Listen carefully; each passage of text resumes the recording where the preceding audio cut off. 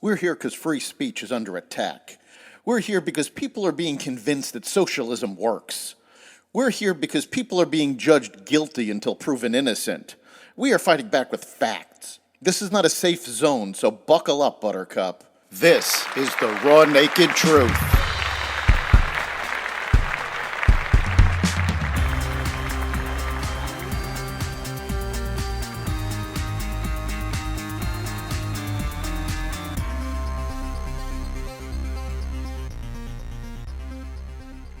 The Great Train Robbery in Chicago, escalation in the Middle East, election news, a spectacular catch by SpaceX, and more.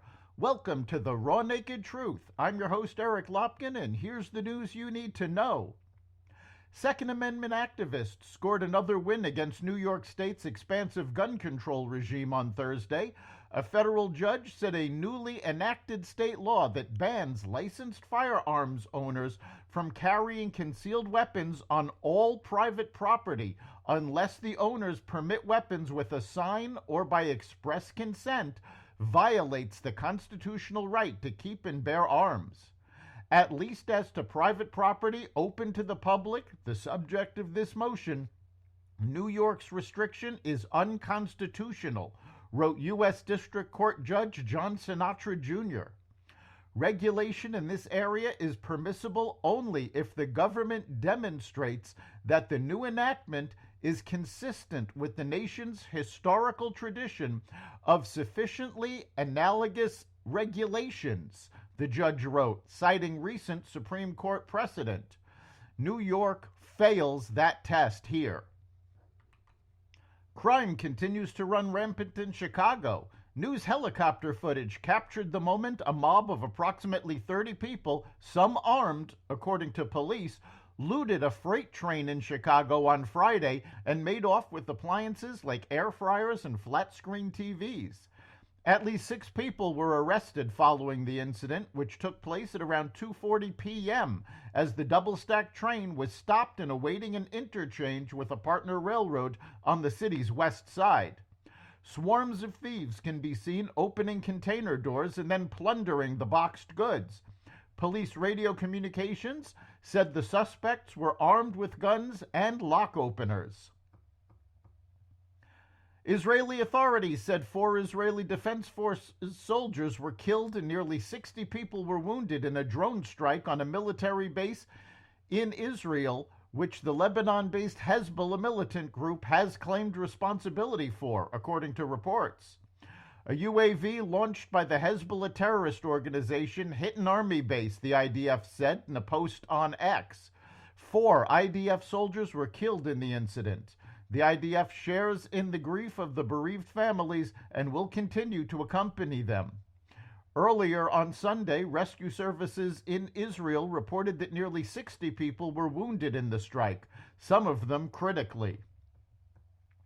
Israel's military shared with journalists documents that it said its soldiers found in Gaza and that appeared to show financial and military support provided by Iran to Palestinian Islamist militant group Hamas before the October 7th attacks. The Israeli armed forces gave the Wall Street Journal a series of what it described as letters and notes from meetings of the Hamas leadership as Israel weighs a retaliatory strike against Iran after Tehran fired a large salvo of missiles at Israel this month.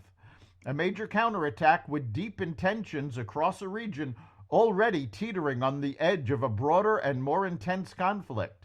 The papers shown to the Journal suggest that Hamas leader Yahya Sinwar was negotiating with Iran over funding for a planned large-scale assault on Israel as far back as 2021.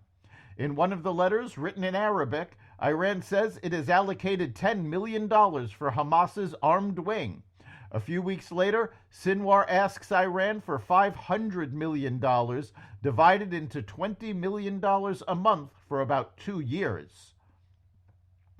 The Biden administration is sending an advanced anti-missile system to Israel, along with American troops to operate it, moving to bolster its top Middle East allies' defense against an Iranian attack, the Pentagon said on Sunday.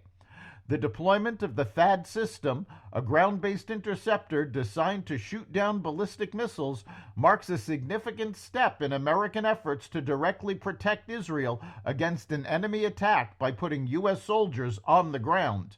The move comes as U.S. and Israeli officials have been holding talks on a planned Israeli strike on Iran. U.S. officials have urged Prime Minister Benjamin Netanyahu's government not to target Iran's oil facilities and nuclear sites.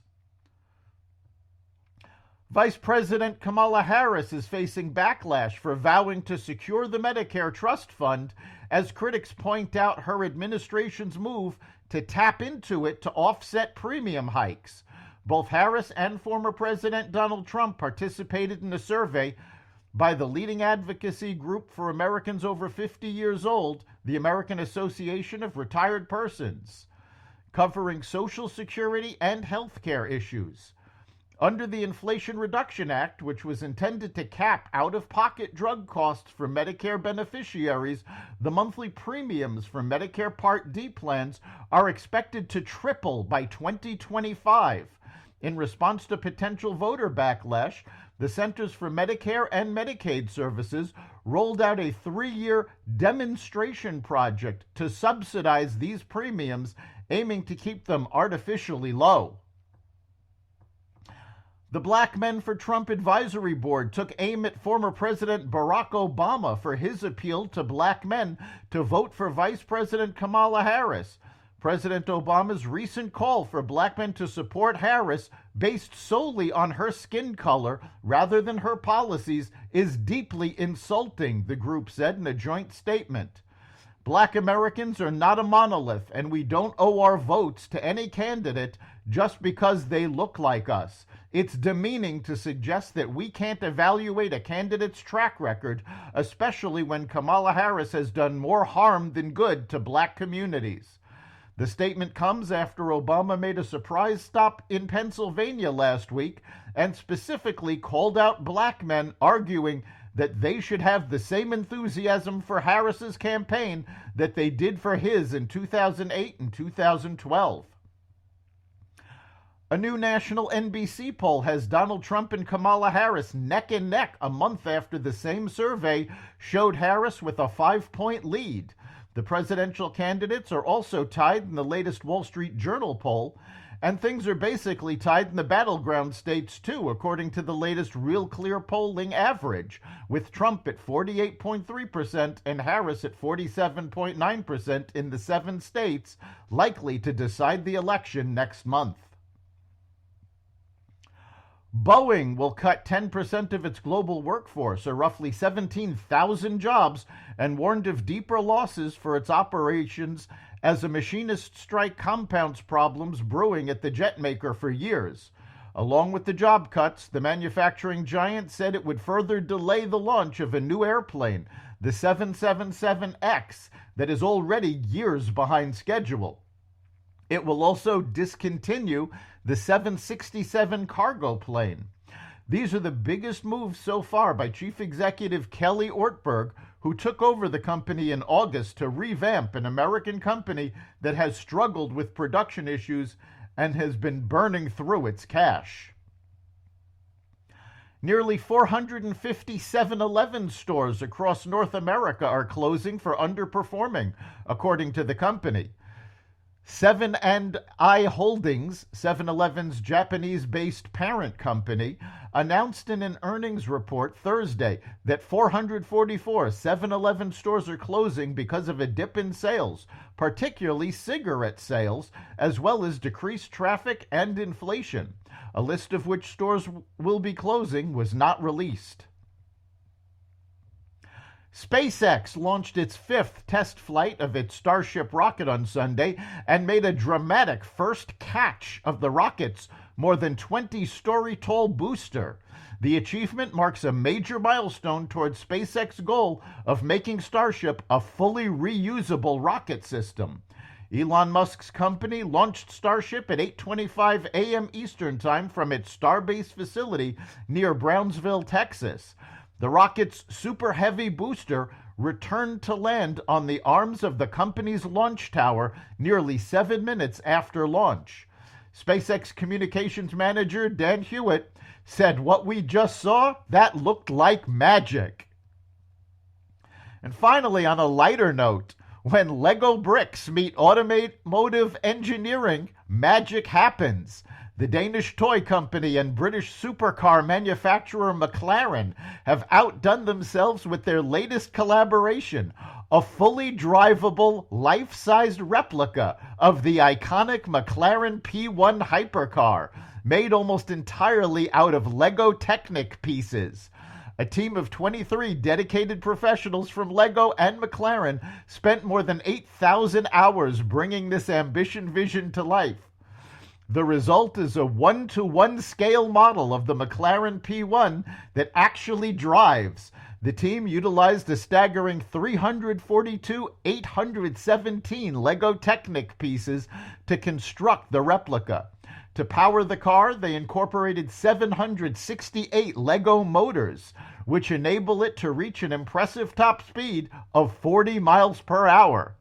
Weighing in at 2,690 pounds, this model is a tad lighter than the original P1, which weighs 3,075 pounds. In total, the development and construction process took an astounding 8,344 hours. That's the Raw Naked Truth. You can catch every episode of The Raw Naked Truth at xvadio.com, the Apple Podcasts app, Google Podcasts, Spotify, iHeartRadio, Audible, Amazon Music, and other platforms that respect freedom of speech. We'll see you next time.